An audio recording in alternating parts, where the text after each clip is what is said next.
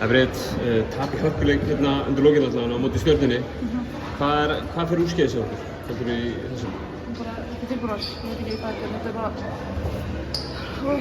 Allir alltaf gera allt og við erum ekki að spila sem lið, þetta er bara það.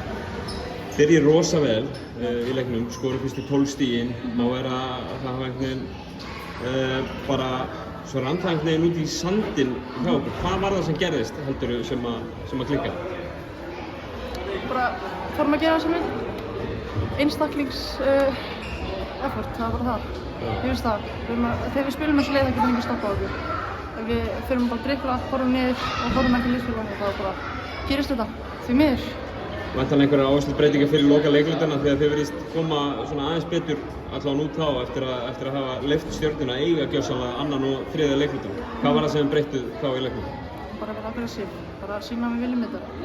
En við náðum ekki að klára það, þannig að við þurfum eitthvað að skoða hvað við ætlum að gera og fara aðeins yfir þetta, skoða þennan leik. Svona alveg í lokin, svona frá þessum leik nú þú að koma aftur á gólfið, aftur í Keflavíkurbúninginn. Ég veit kannski þessi leikur var ekki